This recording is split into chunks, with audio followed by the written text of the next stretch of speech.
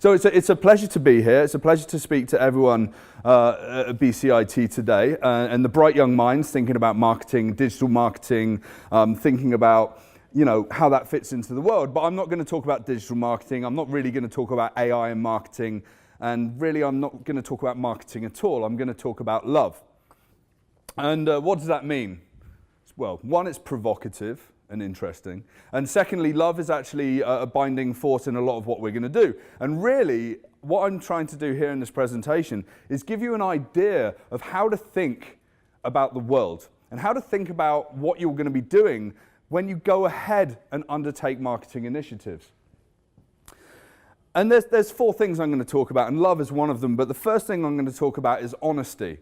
When we step into an organization and we work with that organization, do we truly believe what that organization is doing, or are we just happy to collect a paycheck?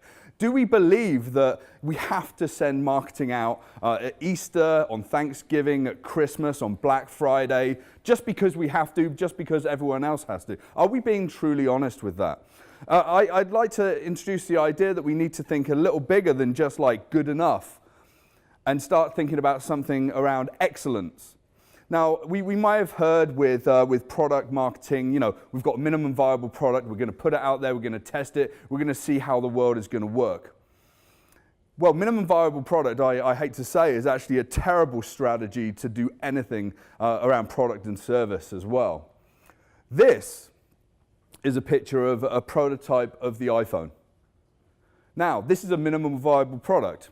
Do you think Steve Jobs would have stood up on stage and said, and literally trundled out this large device, which is a larger tablet touchscreen, and all of these devices, and say, here's the iPhone. You're all going to get really excited about this. No. 12 years ago, he stood up and he said, in my hands, I've got an internet communicator, I've got an MP3 player, and I've got a phone. It's called the iPhone. And completely changed the entire landscape of what it meant to have a mobile phone in your pocket, right? Now we've got 6 billion people in the world with smartphones, and that was part of that revolution.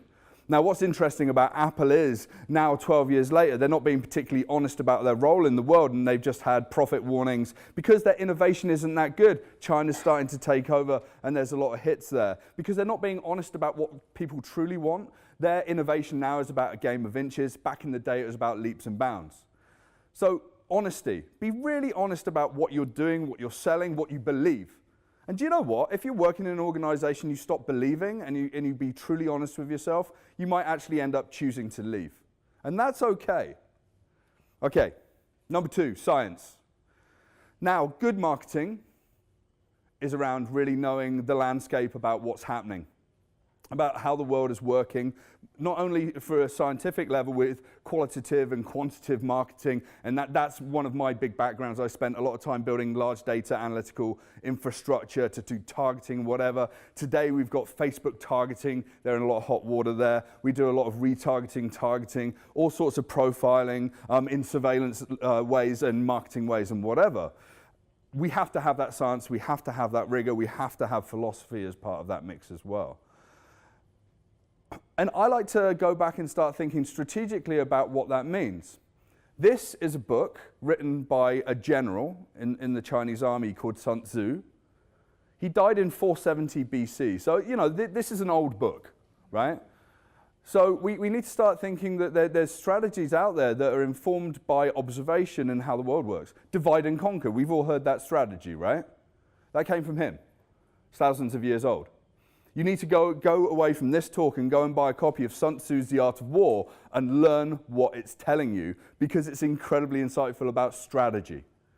And that strategy will mash with science. And today, when you go into your job, make sure that you not only understand what statistically is the right thing to do, but check it, double check it, run your own experiments, learn from that, and push forward. Because that, with honesty, is actually going to start building relevancy. And then love. Do we love ourselves? Yeah? Do we love our product? Do we love the product enough to create desire in the way that we talk about it and the way that we go out and speak to people through any tactics that we like to undertake, whether digital, through print media, or even on the street? I once met a girl in New York City, and she worked for the company that produced and distributed Frank's Red Hot sauce. She used to walk around with Frank's Red Hot sauce in her handbag. And when she was at a restaurant that didn't use Frank's Red Hot sauce, she'd take the hot sauce from the table, any table that she could, and replace it with the product. I'm not even joking. That's love for the product. That's love, that's desire, and that's action, right? Once you can get that in front of people, I was wild at the time. I was like, really? She was like, yeah, and she was literally, we were eating in some cool place in Williamsburg, and she was literally taking it out and replacing stuff on the table. It's a wild story, but that's how we need to think about, business and strategy. One of the people that I'm going to talk about a little later on, it really epitomizes what love means, and self-love. And once you build that self-love in yourself, you build self-love and belief in the people that you're selling to. You've seen this ad, yeah, last year. Colin Kaepernick. Nike's sales leapt up about 35% after they ran this Just Do It campaign. I don't think he's even signed to an NFL team at the moment. And the guy is making huge impacts because he believes. He's got love for himself. He's got love for American people. He's got love for people in color and people that are on the diverse edges of society that need to have belief in them and need to have representation. And what happens when you build that love and that belief? You release a product for $300. This is the Nike Air Presto, which is a collaboration also with Virgil Abloh from Off-White. This was about $300 US when it was released to the public. Now, if you go to the trading websites, this is a $1,300 sneaker. Because people deeply love what Nike represents, and they want to walk around in their hype beast persona. Or whatever. I'm a sneakerhead. I collect it. I would not pay $1,300 for this, but I've got so much Nike in my wardrobe, it's unreal. But belief and love and respect. And the last thing that really accelerates everything is vision. Because all of the things around honesty and science and love, if you do not have vision and you do not have that accelerator of where you're going, not only in like 2 years' time, but 5 years' time, maybe 10 years' time, what are the big impacts you're going to make in the world? What are your big, hairy, audacious goals? Your BHAG. What's your BHAG? And it's not like I want to sell $1 million worth of product. No, it's like I want to eliminate poverty in the world, the big ideas. And I'm going to talk about airbeds at this point. But why? This is a $451 billion idea. So 10 years ago, Joe and Brian were in San Francisco, and there was a conference. And they knew that the hotels were going to sell out. So they set up, I think it was about 3 or 4 airbeds in their apartment in San Francisco and sold them on Craigslist. And then they subsequently started Airbnb. Actually, funnily enough, I learned this from the people down there at Airbnb, and really, really great, motivated people, truly believe in what they're doing in the world. Airbnb comes from air, bed, and breakfast, and not many people know that. So from that idea of just putting airbeds on the floor, and for people to stay there and to charge that per night, it's now turned into $451 billion of revenue for the people that are on their platform over the last 10 years of offering rooms to rent, apartments to rent, and the such like. I've done it myself. It's super interesting as a model. So vision can take us further. And really, when I talk about love, I'm kind of coming back to relevancy. And I don't really like talking about strategy so much as a word, because strategy doesn't really mean anything. It's just how to get from A to B and a bunch of tactics. Relevancy is really what we're building. If you're no longer relevant, you have profit warnings against your phone, like Apple. If you're no longer relevant, then you lose that business. The average age of a company in the S&P 500 is 15 years today. 20 years ago, it was 33 years. So people are changing. Do you think that Facebook's going to exist in 10 years' time? Not like it is today. It's going to be very, very different, and it has to change. The Facebook model is going away. Snapchat is just going into the toilet right now as well. It's all going to change because we want something new, we want something relevant. And this is an algorithm. Relevancy equals honesty, science, and love times vision. That acceleration. But who do I think epitomizes this idea? The first person is Rose Macario. Yvonne, the original founder of Patagonia. You know, they colluded to come together and say, we want to make the best product and we want to have no impact on the environment. And they tell you, literally, not to buy their jackets in their advertising. Go and look at that. It's amazing, right? They benefited from the whole sort of tax cut that happened in the US in the last couple of years by about $10 million. So do you know what they're doing? They're donating that to charity. In fact, they've donated a percentage of their profits every year to the tune of about $80 million so far. Right? Are they getting it right? We're living in a time when it's so important for business to drive this new economy, this new view, this aspirational future of business as a force for good. Do you think that represents what I just spoke about, yeah? And then you've got Sarah Blakely that took $5,000 of her own savings and decided to build an empire to help women look better in the clothes that they're wearing every day and form Spanx. She's worth $1.16 billion. No one believed her product until someone was, I was reading about this earlier. A guy's wife and kids said, you need to invest in this because this is going to change the world. And watch any video of Sarah Blakely. It's amazing. She's intoxicating about how excited she is. She sold her first product and made $4 million selling one thing in the first year, then $10 million in the second year. And then she was selected by Oprah Winfrey to have one of the products that you must own. And then everything changes, right? I think that really creates the idea of relevancy in the world. Don't be intimidated by what you don't know. That can be your greatest strength and ensure that you do things differently from everyone else. Do things differently. Same products are not going to survive in the world. Do something completely different, and that's hard. I drive a Chevrolet Bolt. It's an electric vehicle. I took that leap this year. It's one of the best decisions I've ever made. It's like driving a spaceship. It's amazing. As a futurist, this is totally on brand, right?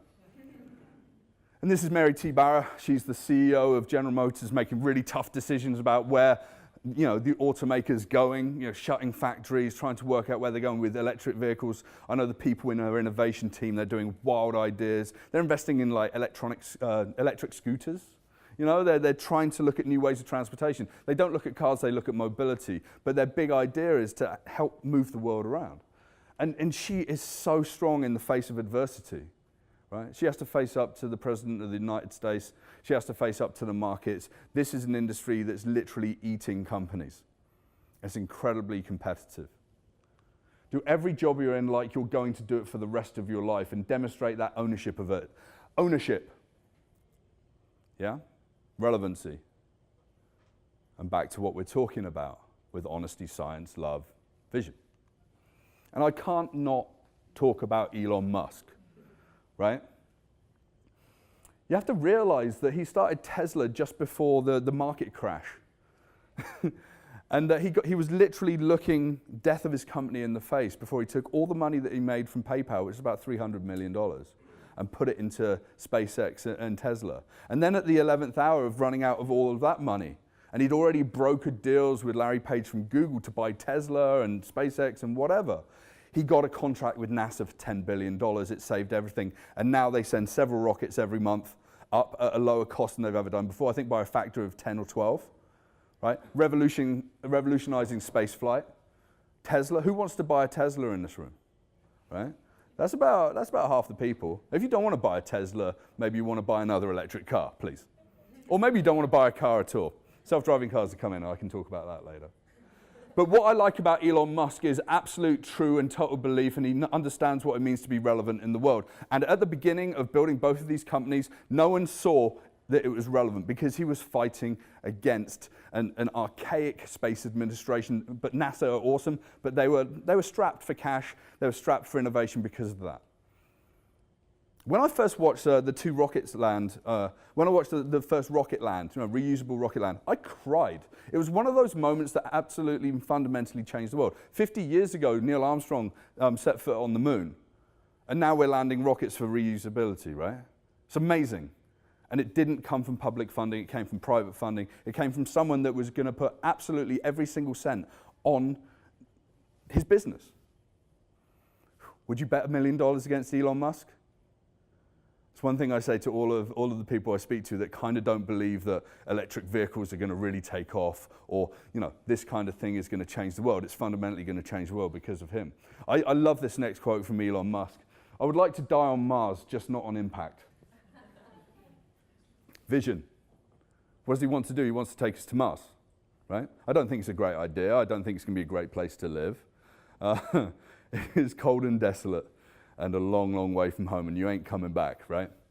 I once had the chance to chat to Commander Chris Hadfield, and he said the difference from going to the moon to going to Mars is like literally rowing a boat up a river with a sun hat and sandwiches, just rowing up the river, and then trying to row to Australia with the same kind of equipment.